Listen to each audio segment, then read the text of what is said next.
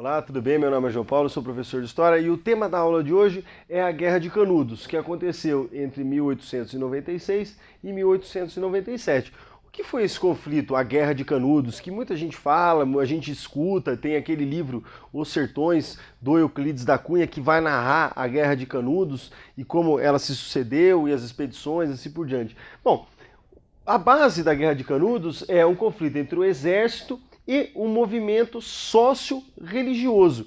Por que sócio-religioso? Vamos entender primeiro a parte social desse movimento. A região onde aconteceu a Guerra de Canudos, ali no sertão da Bahia, ela é uma região de latifúndios improdutivos, por conta das secas constantes. Então, a terra estava na mão dos latifundiários, só que esses latifundiários não produziam muita coisa porque as secas não deixavam. E o que acontece? Muitos sertanejos e principalmente ex-escravos, olhando aqui, nós temos quase 10 anos da abolição da escravidão, vão até Canudos, tá? Seguindo quem? O Antônio Conselheiro. Quem que é esse Antônio Conselheiro? Era um líder, tá? Ele era um profissional liberal da época até então, que aí ele é abandonado pela sua família, pela sua mulher, filhos, assim por diante, e ele acaba se tornando um Messias, né? Ele acaba se tornando a figura do Messias. Barba, cabelo comprido e uma túnica, vagando e pregando pela região ali de Canudos, palavras de sabedoria, palavras bíblicas, assim por diante. E a primeira coisa, ele era contra a República. Ele dizia que a República caminhava para o fim do mundo, a República era igual ao fim do mundo. Então, por conta desse caráter que nós vamos dizer que o Antônio Conselheiro é um líder religioso, por conta disso, porque ele prega, ele andava meio com as vestes, historicamente, de Jesus Cristo. Então, esse é um movimento sócio-religioso, sócio por conta dos latifúndios e das questões sociais da época, e religioso por conta do Antônio Conselheiro. O que aconteceu? O que ele fez em Canudos? Ele desenvolveu uma pequena cidade. Ele tinha igreja, venda, casas e toda uma estrutura que era na liderança do Antônio Conselheiro.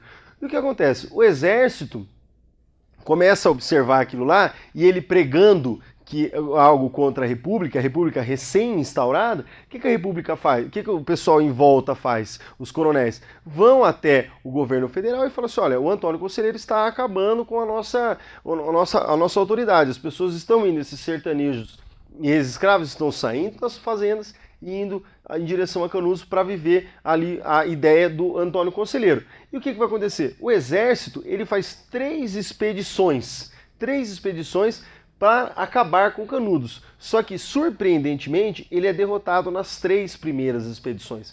O que acontece?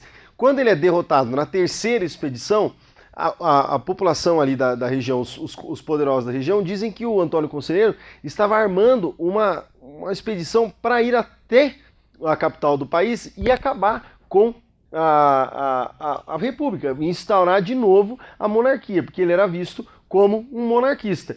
E o que vai acontecer? É na quarta expedição que ocorre a destruição total de Canudos. Canudos é assim, varrida do mapa, os sobreviventes são degolados, são todos assassinados, ele é queimado o arraial de Canudos e o Antônio Conselheiro é assassinado.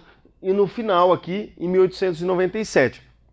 Então, para a gente fazer um panorama, a Guerra de Canudos é um conflito entre o exército e um movimento sócio-religioso, social por conta dessas questões regionais, ligados principalmente a pessoas pobres, humildes, como sertanejos e ex-escravos, na figura do Antônio Conselheiro, que seguem o Antônio Conselheiro, e aí o exército acaba sofrendo uma derrota enorme, e aí na quarta expedição acaba tendo todo o arcabouço necessário para destruir e varrer Canudos do mapa.